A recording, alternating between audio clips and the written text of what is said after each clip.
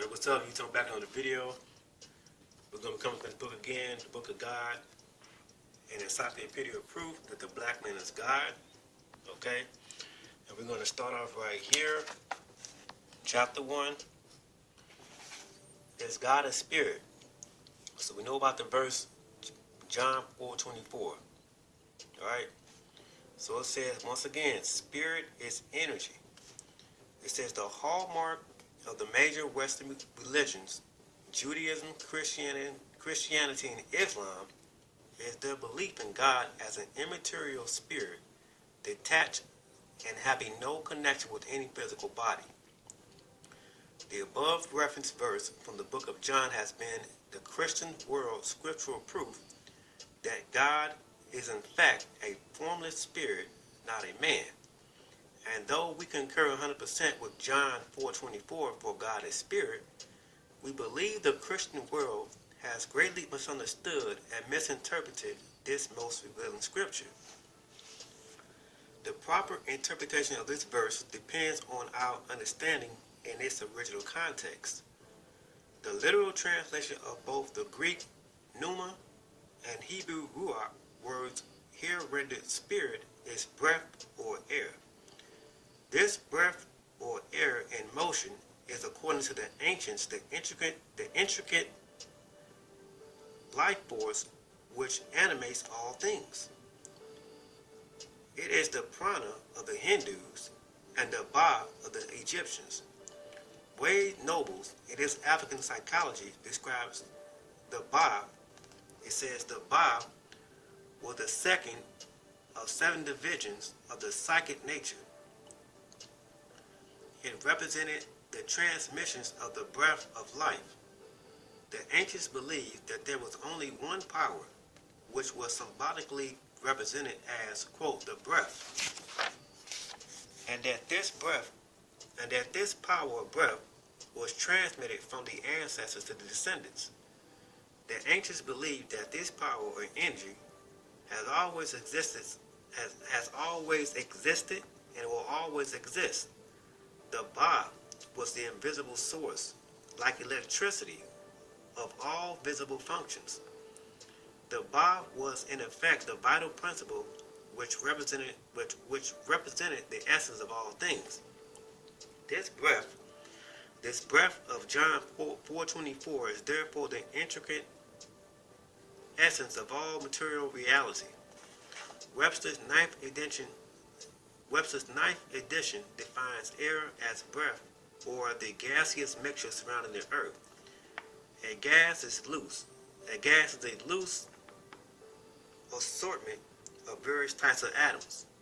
An atom, in turn, is an extremely tiny ball of energy. Okay? And we drop down here, it says that atoms consist of particles, and these particles are not made of any material stuff. Okay? The discovery that mass is nothing but a form of energy has forced us to modify our concept of a particle in an essential way. In modern physics, particles are not seen as consisting of any basic stuff, but as bundles of energy. It says energy, then, is the root of air, and thus the root of spirit, both spirit and matter. The incorporeal and the corporeal are two manifestations of the same one reality. Theologians call this one reality God. Philosophers call it that. Scientists call it energy. Energy is eternal, according to the law of conservation of energy. Which states that energy is neither created nor destroyed, but constantly transforms. But whether we call it God, that, or energy, this one essence is the same, and from it sprung both matter and spirit. You see that? Madame Blavatsky, matriarch of Theosophy, notes spirit and matter, or the Purusha and the Prakriti, are but two primeval aspects of one and secondless. The two are different forms of the same basic stuff, in much the same way that ice and steam are different forms of water. See that?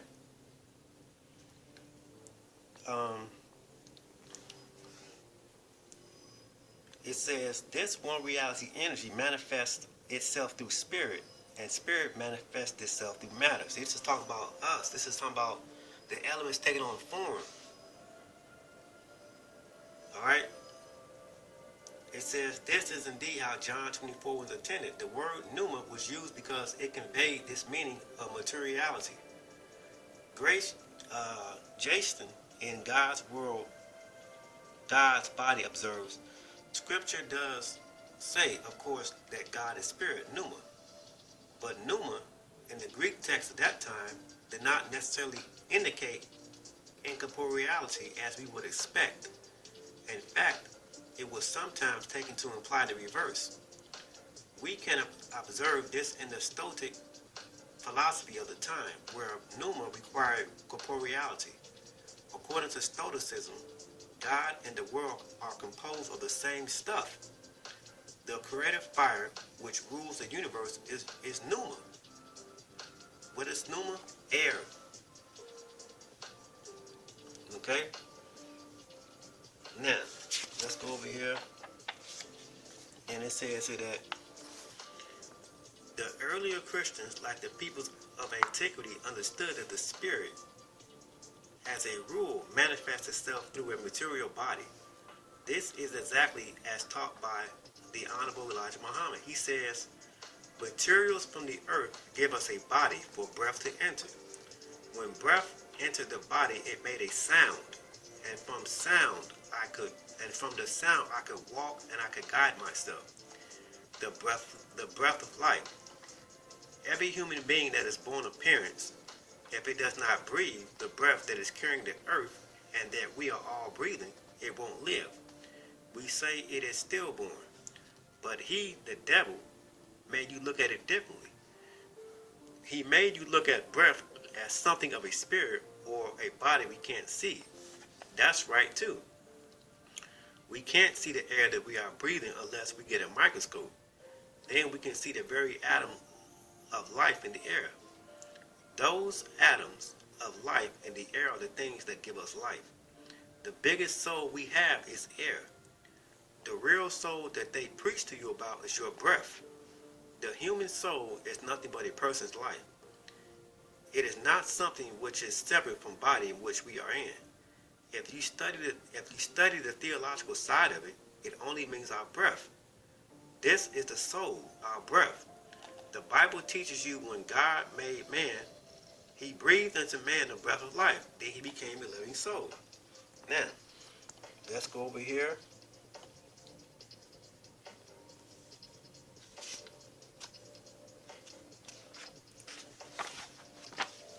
Okay, now I'm going to read this. So this is the fall, right?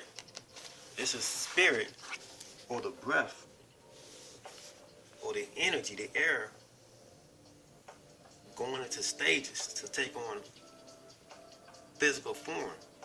Okay? Now listen to this. The spiritual, now we know what spirit means, right? This air that we're breathing.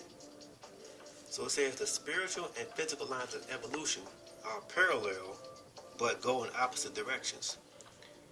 As it is stated in 5 years theosophy, a descent of spirit into matter is equivalent to an ascent in physical evolution. When spirit becomes gross matter, this is a, quote, fall or descent. Thus, this first theological, quote, fall of man was the fall of spirit into matter. The diagram below, figure 15, shows the evolutionary path of this fall. This is the first stride of Vishnu or step of Yahweh, right? So this is the steps. Okay? It says here that this fall or descent of spirit into matter, this breath, this air that we're breathing, is septenary, as described in the visions of Thoth, Hermes. Thoth was an Egyptian god of wisdom, was the Egyptian god of wisdom and also the messenger of the gods. In his visions, Osiris grants, quote, Thoth requests to see the path of the souls, or atoms, from which man comes and to which he returns. Osiris opened up the starry heavens for Thoth and showed him the seven heavens as seven luminous globes enveloping. It says Thoth, enveloping Thoth. These seven regions through which is accomplished the fall and ascent of souls comprise the visible and invisible world. Thoth asks, quote, O Master, how does mankind journey through these worlds? Osiris replied, doest thou see a luminous seed or a quirk fall from the regions of the Milky Way into the seventh sphere? Okay? These are the germs of the souls or atoms. It says here that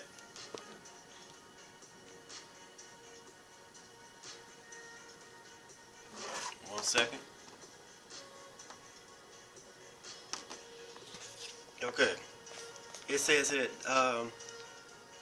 they live like faint vapors in the region of Saturn, gay and free of care, knowing not their own happiness. On falling from sphere to sphere, however, they put on increasingly heavier envelopes. In each incarnation they acquire a new corporeal sense in harmony with the surroundings in which they are living. Their vital energy increases, but in proportion as they enter denser bodies, they lose memory of their celestial origin. Thus is affected the fall of souls which come from the divine ether. The soul is the daughter of heaven. What is heaven? The sky. And its journey is a test. So this is a test. I kept on saying in my videos, this is a test.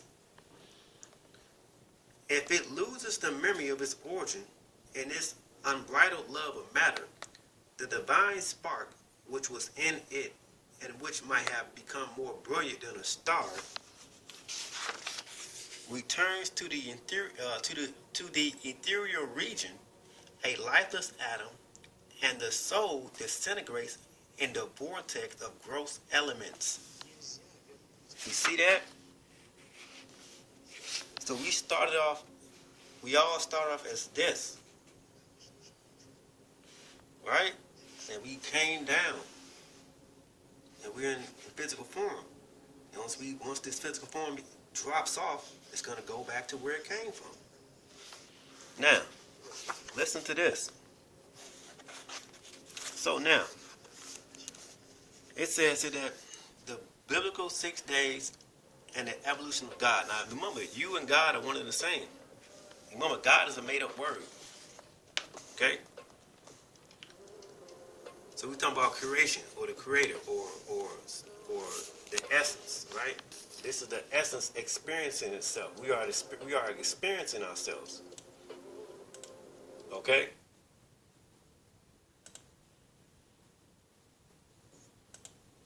This is what we are doing. All right?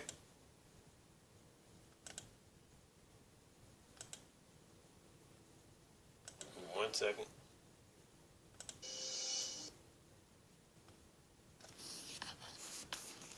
Okay, so it says that God's spiritual descent, it says the biblical 6 days of evolution of God. God's spiritual descent ran parallel with a physical ascent. The second stride of Vishnu or step of Yahweh is the physical evolution of the shell or body of man, the temple. This evolution is described in the Bible and the Holy Quran as scenario or going through 6 stages. The biblical 6 days of creation, or 6 successive periods of evolution, are really a picture of the growth of the atom, first manifestation of God into the atom, the ATOM, right? So what you're looking at, they're talking about this. Let me see the page 94, let me hold my spot. They're talking about this. This is what you start off as. Alright? Okay? Now, let's go back here. So it says here that the first manifestation of God into the atom, grand manifestation of God. The biblical Adam and Quranic Adam created or evolved on the 6 days, therefore Adam. This may sound far-fetched to those who are only familiar with the Orthodox Christian interpretation of the biblical 6 days, but the Hebrew authors knew better. It says the real meaning of Genesis is a part of the secret edition of the Jews called Kabbalah.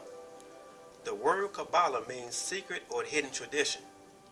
The doctrines that make up this secret tradition came to the Jews by the way of Moses 4,000 years ago. Okay?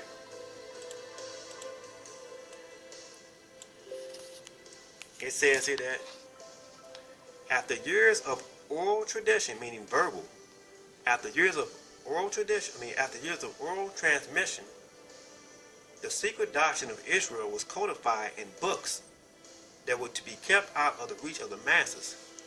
A picture of this development is given in the apocryphal book of 2nd Esdras, chapter 14, written probably in the first half of the 2nd century AD. It describes the Jewish scribe Ezra of the Great Synagogue, supposed divine command to codify the secret doctrine. In this account, Ezra was allegedly commanded by God to take 5 scribes and writing utensils into a field. Ezra was to dictate God's words to the scribes who would write without knowledge of the characters they were writing. It says that, so this is in 2nd Esdras 14, chapter 14, verse 44 through 48. It says, he says, so during the 40 days, 94 books were written. And when the 40 days were ended, the Most High spoke to me, saying, quote, make public the 24 books that you wrote first. The Old Testament has 24 books. And let the worthy and the unworthy read them. But keep the 70 that were written last, in order to give them to the wise among your people. For in them is the spring of understanding, the fountain of wisdom, and the river of knowledge. And I did so. See that? So Ezra is hiding knowledge from you all. For those who are Bible believers, he's hiding knowledge. It says the 70 books were reportedly passed down from the great synagogue to certain Jewish sages from generation to generation, being always kept out of the reaches of the masses. In the 14th century, the Zohar, Kabbalah's central text today, was published anonymously in France. It says, one of the secrets of the Kabbalah is the real meaning of Genesis. Of Genesis 1. It says Maimonides, for example, the most famous Jewish philosopher, he went on record concerning Genesis, he's admitting now. He's telling what Genesis is really all about. He says, whosoever shall find a true sense of it ought to take care not to divulge it. This is a maxim which all our sages repeat to us, and above all respecting the meaning of the work of the 6 days. If a person should discover the meaning of it, either by himself or with the aid of another, then he ought to be silent. Or if he speak of it, he ought to speak of it, but obscurely, and in an enigmatical manner, as I do myself, leaving the rest to be guessed at by those who can understand me. It says, what is the meaning of the 6 days that some Jews know but keep secret? S. L. McGregor Mathers, in his The Kabbalah Revealed, concerning one of the 3 great Kabbalistic writings called the Sephirah, or the Book of Concealed Mystery, reveals, quote, this and the immediately following sections of the book of concealed mysteries are to trace the gradual development of the deity from negative into positive existence. The text is here describing the time when the primal negative form. Let me see. The text here is describing the time when the deity was just commencing his manifestation from his primal negative form. The view which the Sephirah here follows is that the beginning of Genesis describes not only the creation of the world, but the development of God. You see that? The biblical 6 days of creation gives detailed accounts of the self-creation of God. The Genesis tale starts off with the famous yet grossly misunderstood words, quote, "In the beginning God created the heavens and the earth." The Hebrew reading is Bereshit bara Elohim et hashamayim ve'et haaretz. The first word Bereshit, translated as "in the beginning," can have two different meanings. According to the Kabbalah, the first is, quote, "from that which was first." This implies that there was already some material in the beginning from which God created himself and the world. You see that? Elijah Muhammad says, the God created himself out of matter that he took out of the darkness of space. It made itself out of a fine atom of water that it found there with it in the darkness of the universe. See that?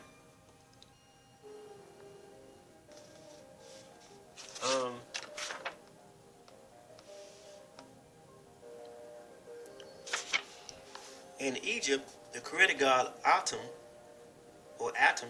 emerged from the already existing primordial waters of Nun. Egyptologist Theophile Obenga observes, quote, "In the beginning there was matter, water, which though weak, obscure, and abysmal, was powerful, dynamic, capable of creation and innovation, begetter of the gods themselves and the rest of creation. This matter will become consciousness or awareness itself and manifest itself as creation. The ancient Egyptian posited a material state before God and his creation. What is more, God the creator and engineer, what is more, God the creator and engineer himself came out of this primordial uncreated matter." Okay?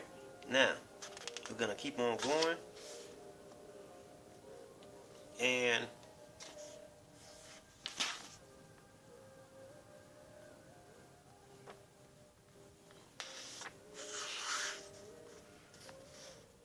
okay, so let's keep on going, right? So the Jewish people know who Adam Kadmon is. Adam Kadmon, right? This is Adam Kabod, the luminous form of God, Adam Kadmon, on day one. Okay? Now what we want to do is we want to keep on going, right? And let's read this real quick. Let me see something.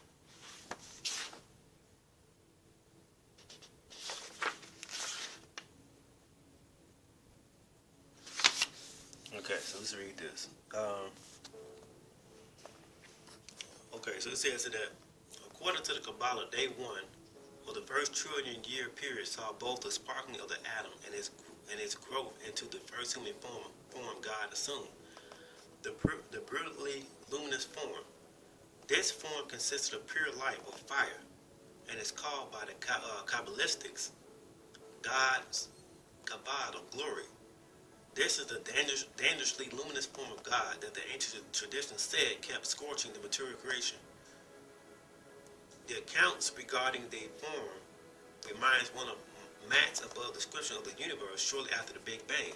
He says, the universe was somewhat like the interior of a star, filled with protons, radiant particles of energy.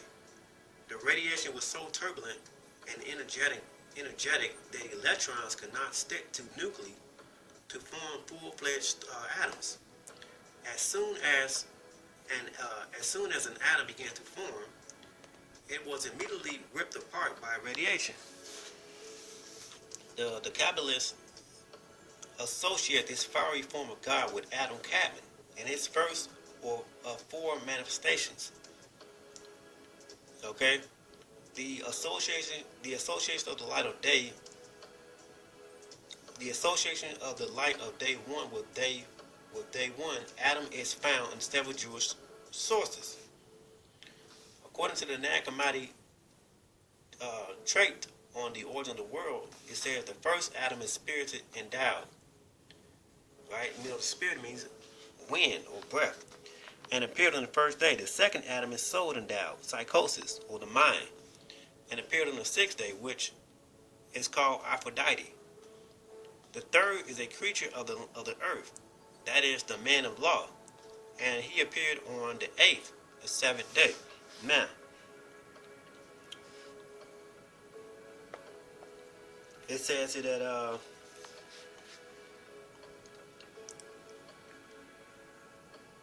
the Pneumatokis, or spirit endowed first Adam born on the first day, is associated with the Spirit of God that hovered over the pre-mundane waters, Genesis 1:2, and more commonly the light of Genesis 1:3. The latter reading is based on a pun on the Greek word phos, meaning both light and man, is used in the Septuagint Greek translation of Genesis 1:3. Then the product of God's command, let there be light, was a divine light man, a anthropos, enveloped within and consisting of light. On day 6, this Adam became psychosis.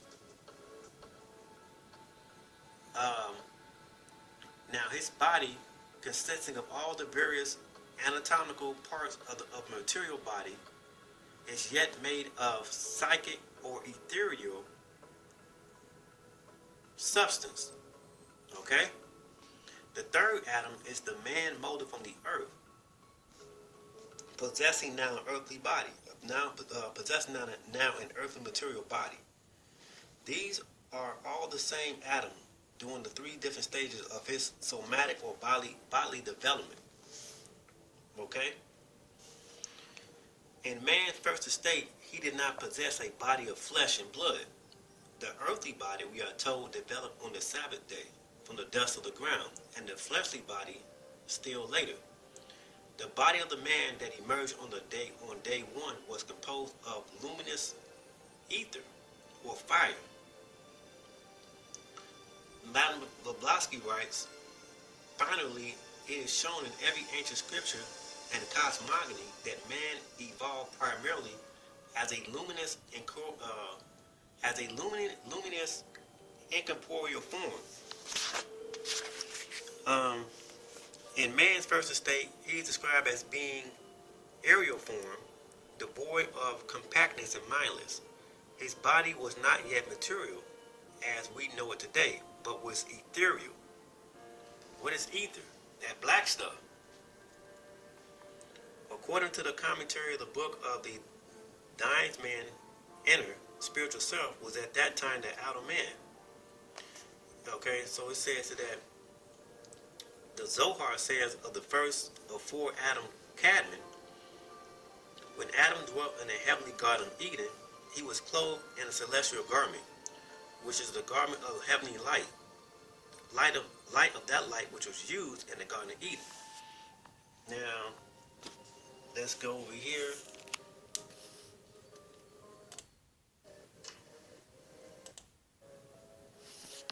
Let's go over here, and we're going to read this part. Okay? All right.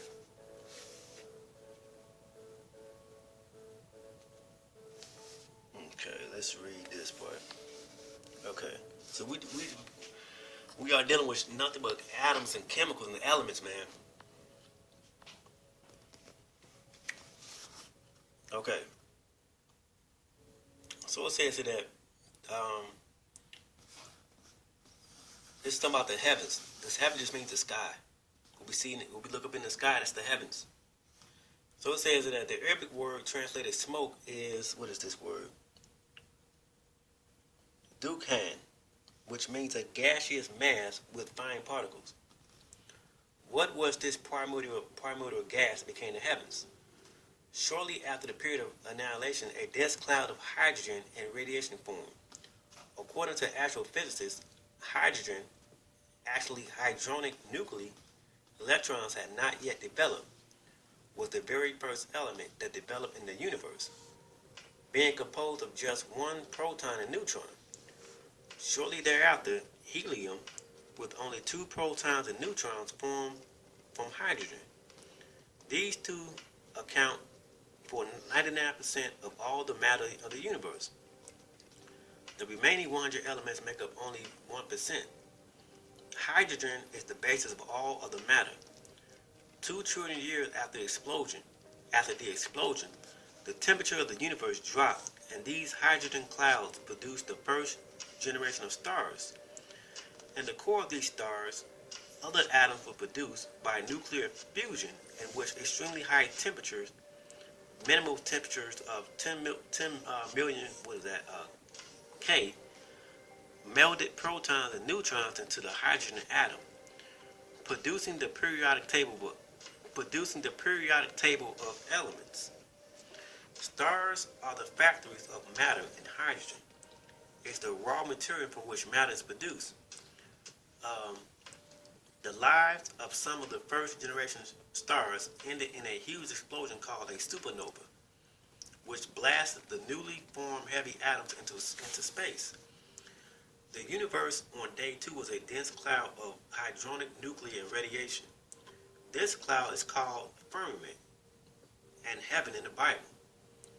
This is appropriate because 90% of all matter of the 76 quintillion miles of space is hydrogen. This gaseous mass was likely the hydrogen cloud. Pressure in the universe caused the hydrogen to condense and liquefy, producing liquid hydrogen, the mystic ocean of the ancients. This liquid hydrogen could also be the waters of the firmament developed on day 2. So you look up in the sky, that's water up there. Now listen to this. It says, and Elohim said, let the waters under the heavens be gathered together unto one place, and let the dry land appear. And the Elohim called the dry land earth. And the Elohim said, let the earth bring forth vegetation, the plant yielding its seeds. It says day 3 was a very important day in the story of creation. What developed on day 3 was dry land, the earth, and plants yielding seeds. This is extremely important to understand. It says the dry land here called earth is reference to the development of the material world as we know it. It says, quote, earth here does not mean the globe. It simply means matter. It was on day 3 that the electrons attracted to the hydronic nuclei and formed the first septenary, the atom, the building block of matter. You see that? At this stage, via fusion in that first generation of stars, oxygen had developed, and after joining with hydrogen, produced water, H2O. Now, life could start. The Quran says we made from water every living thing. See that? Then you get into DNA. Okay? It says DNA, in the words, is the mass of the molecule. Alright?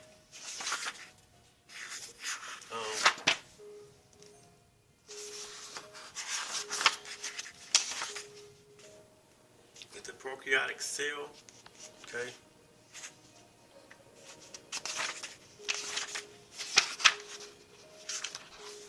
So where did we come from?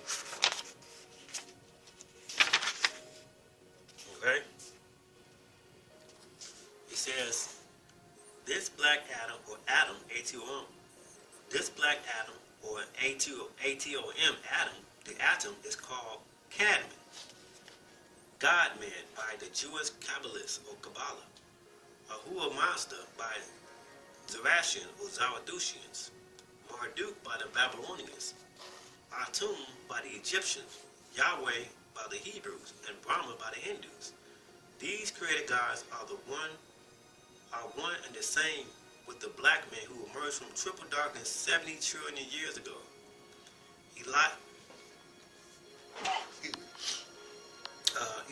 Eliphas Levi thus proclaimed the secret of Kabbalah: man is God on earth, and God is man in heaven.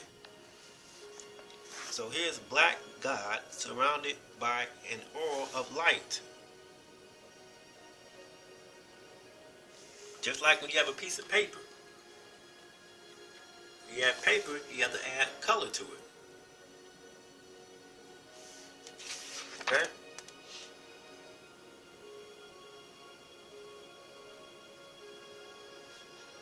Alright?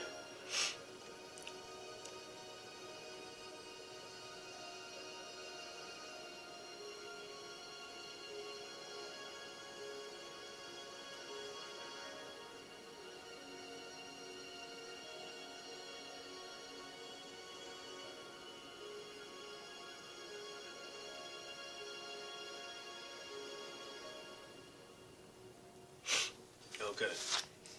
Now listen to this. It says here that two very important developments occurred on the Sabbath day. God's material body further and his brain matures. The dust, quote, the dust of the ground is reference to the hard material body that Allah, means the all, adorned on day 7. The atoms condense.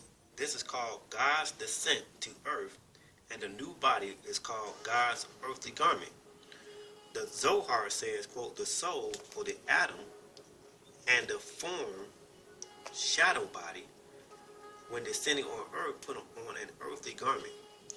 The Zohar specifically described this earthly garment that God,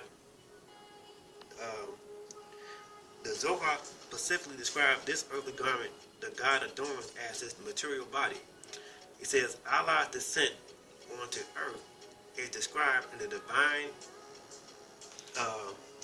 Hymanda of Thoth, an Egyptian Gnostic text. It describes the ethereal God called man incarnating within the shadow body, day 6, and then being wrapped in a material cloak called nature. You see that? Now,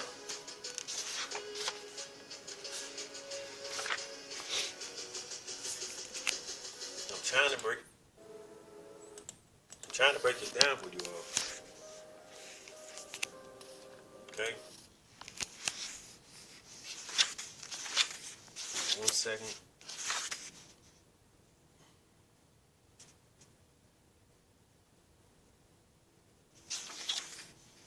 Okay.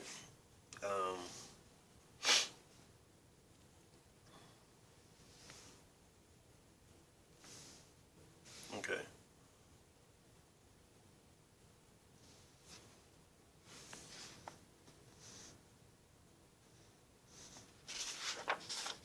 Alright, so you have here, like when you go here to, when you go here to the secret of all ages, the secret of God and the ancient mysteries, it says the knowledge of God has been a closely guarded secret for over 50,000 years. The secret was held by the mysteries and the secret societies. Manly P. Hall says of the great mysteries of ancient Egypt, there was a secret theological system in which God was considered as the grand man, and conversely, man as the little God. And Edward Skews, Hermes and Plato, a hierophant teacher from the mysteries, is quoted instructing his students. It says, remember that there are two main keys to knowledge. This is the first. It says, the without is like the within of things. The small is like the large. There is only one law, and he who works is one. this is the second. It says, men are mortal gods, and gods are immortal men. It says, happy the man who understands these words, for he holds the key to all things. It goes on to say here that Nesta Webster, in her Six Societies and Subversion movement, says, the war now begins between the two principles, the Christian conception of man reaching up to God and the Sikh society conception of man as God. U.S. Anderson, who has spent almost all of his adult years studying Sikh societies and esoteric learning, reveals their secret in his book, The Three Magic Words. He says, you are God, the veil removed. This is the infallible secret, the ultimate illumination, the key to peace and power. You are God. Though this knowledge is not new, it has been exceedingly rare and held among very few men. U.S. Anderson sounds very much like Elijah Muhammad, who said, you are walking around looking for a God to bow to and worship. You are the God. Okay? One of the most famous ancient mysteries patterned after the Egyptian rites were the Eleusinian mysteries from Greece, 1400 BC. Okay? Allegedly found by E. Malopus, these mysteries instructed her white initiates into the secret of the black god. Elias Levy in the History of Magic says, it was only after the initiate of the Eleusinian mysteries had passed victoriously through all the tests, had seen and touched the holy things, that if he were judged strong, it says holy things, that if he were judged strong enough to withstand the last and most dreadful secret, a veiled priest passed him at flying pace and uttered in his ear the enigmatic words, Osiris is a black god. Masonry and the secret of God. The secret of Masonry, the most popular of all Sikh societies, is man is God and God is a black man. This is the secret of the White Lodge. Our Prince Hall brothers have a different masonry from the whites, which is why whites keep the lodge and shrine segregated. You see that? The nature of God is revealed through the symbols of masonry. Harold Walden Percival, a master mason, says in his books for masons entitled Masonry and Its Symbols, that the combination of the Masonic purpose is represented by a temple lodge, fire with engulfing light. This is man as God. He says man's physical body is the lodge in which all degrees are worked. The ground floor is the pelvic section. The middle chamber is the abdominal section. The sanctumorium is the thorax section. The royal ark is the physical body in its atmosphere complete. The top head represents the keystone. Okay?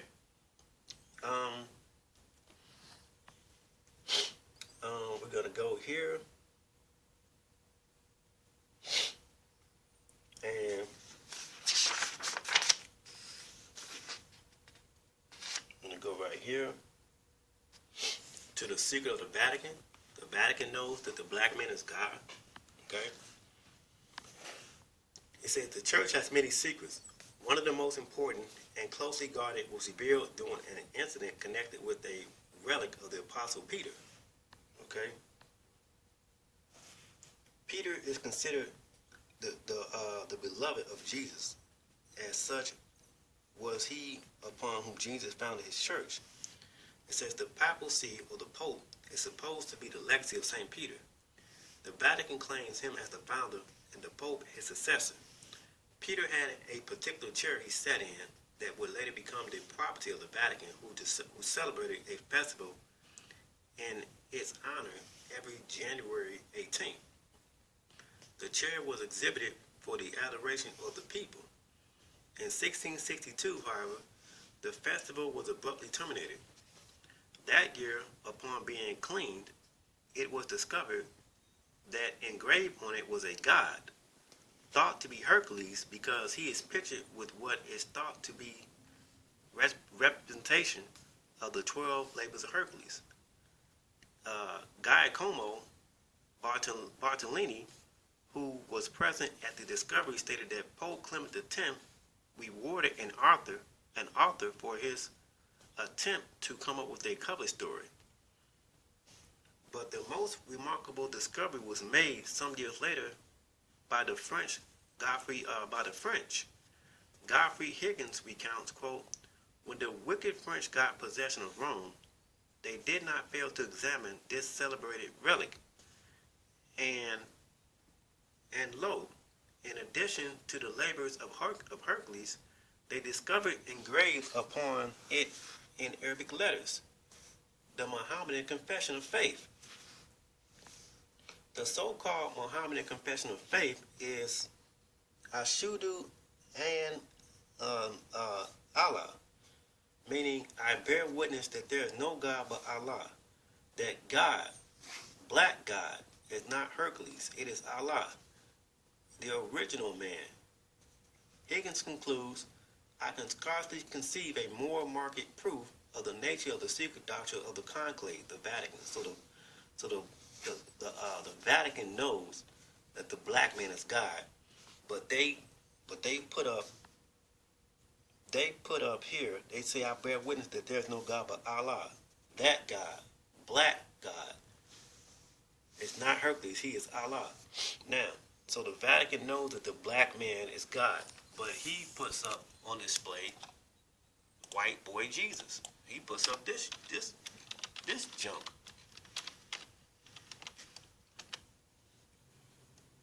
He puts this stuff up there. But I showed you in all my other videos that the Pope is kissing down the Jesus' feet, Mary, bowing to their pictures and praying to him and worshiping him. Those are all symbolic, because they're hiders of the truth. So the secret societies know that the black man is God. You know what I'm saying? All this proof and evidence. So what it all comes down to is, we've already showed you that the word spirit means breath or life, breath or wind or air. Okay? And this breath, this wind, this air that we're breathing in is eternal. Okay? It's eternal.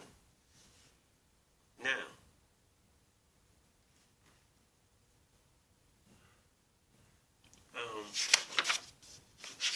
so where did God come from?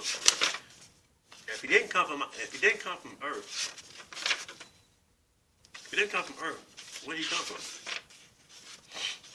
Well, before all these so-called other planets came into existence, where was he at?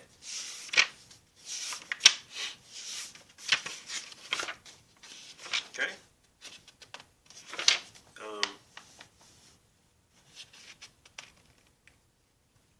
How much time I have left?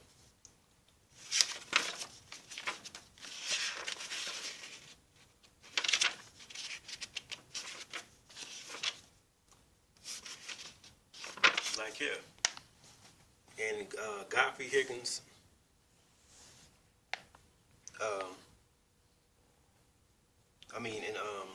J. Rogers, 100 Major Facts About the Negro, he says, nearly all the ancient gods of the Old and New World were black and had woolly hair.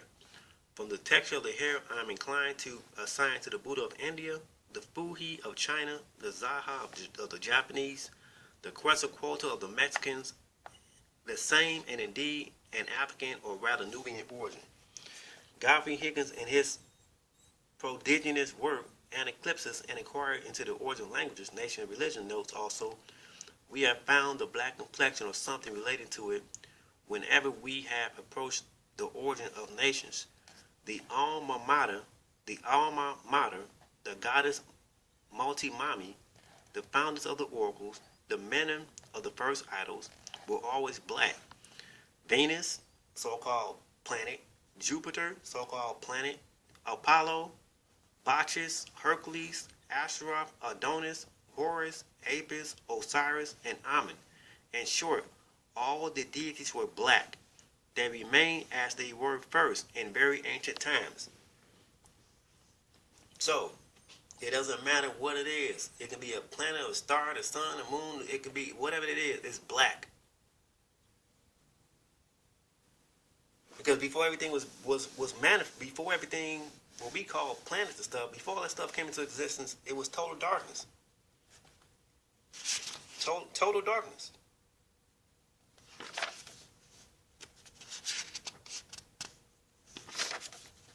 Okay?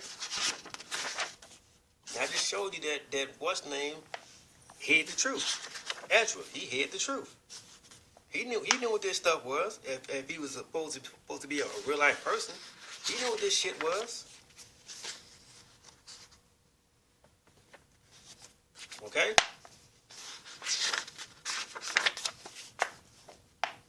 So everything started off in total darkness. Total darkness. For water. Up there's water. That black shit. Okay?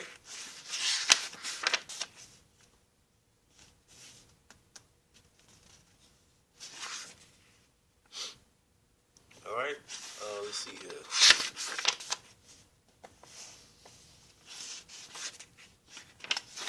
So just showed you right here. Said the spirit is energy, right? And this energy takes on form. Okay?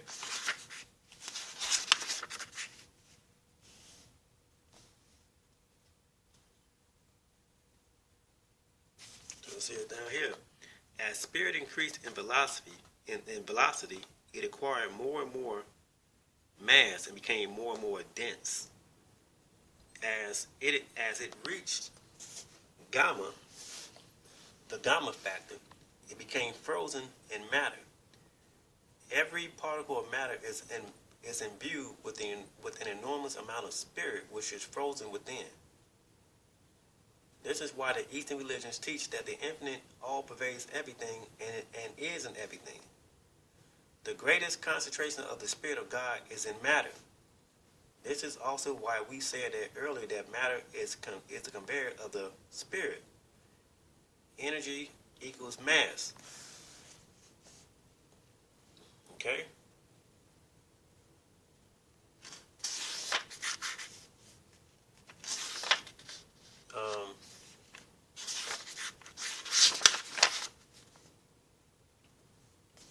Let's see. We talked about that already. All right.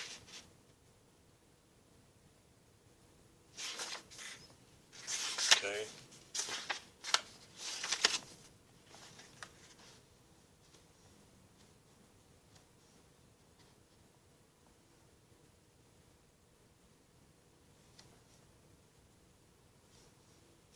Okay, so this book is called Book of God, an encyclopedia of proof that the black man is God. So we just showed you that we are elements, self-created. Okay. So it says here that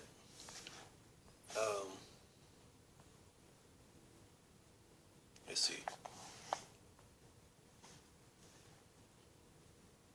It says Adam Cadman, the original black man, is the Kali Hamsa, through which the Spirit of God is conveyed to the world. He was the first emanation from the darkness of Mother Space. Elijah Muhammad says in the theology of the time, you are being taught that the black man is the first creature in the sun. You must realize that the black man was the first to see the light after coming out of darkness. He came out of total darkness and he was dark. His own color corresponds with the condition of what is now the heavens and the earth. That was nothing then but total darkness. So we just showed you here. They talk about the God particle and that type of stuff. I talked about all this stuff. And you niggas still ain't getting it.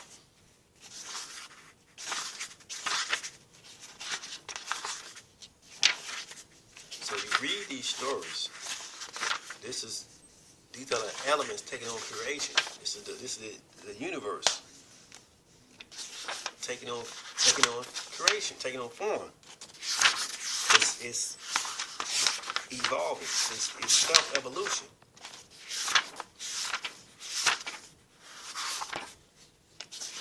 Okay? We just showed you here, right here, that this is a test. So you failed. You came down to physical form. You took on raw materials and took on physical form. And then when you die, you go back to the source. What is the source? The source begins with nothing. Okay? Go back and watch the video I put up yesterday. So once again, Thoth is asking Osiris questions, right? And it says here that on falling from spear to spear, so you see this is like a spear, right? On falling from spear to spear, however, they put on increasingly heavier envelopes. In each incarnation, they acquire a new corporeal scent, right? So the air, okay, is dense. I mean, am I saying that right? I'm messing myself up. Let me go back. So it says that I got 3 minutes left. As they fall from spear to spear, however, they put on an increasingly heavier envelope. In each incarnation, they acquire new corporeal sense in harmony with the surroundings in which they are living. Their vital energy increases, but in proportion as they enter denser bodies, they lose memory. So this is light, right?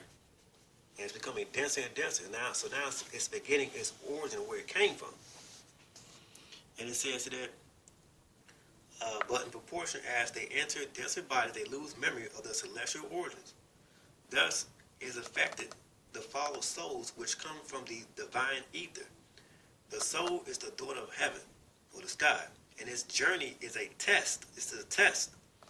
If it loses the memory of its origin and its unbridled love of matter, the divine spark which was in it, and which might have been more brilliant than a star, returns to the ethereal region, a lifeless atom, and the soul disintegrates in the vortex of gross elements. Okay? What is ether? What is ether? The upper regions of so-called space, right? Space is talking about the upper atmospheres of heaven. Okay? Here it is right here. Upper regions of so-called space. Latin. Upper pure, bright air, sky, firmament. Okay? Things of that nature. Right? They're telling you what this stuff is. In ancient cosmology, the element that filled all space beyond the sphere of the moon, constituting the substance of the stars and planets, conceived of as a pure form of fire or air, or as the fifth element. So your fifth element, the movie called The Fifth Element, was the ether. And we know that ether is black. Right? So, the fifth element, let's see that another time. The fifth element, this movie, this white woman, if you ever seen a movie, they were saying that she's the fifth element. But this is a lie. This white woman was not the fifth element. The fifth element is black. So you got earth, wind, fire, water, and ether. Ether is black. So they had this white woman as the fifth element. This is a lie. So with that being said, peace.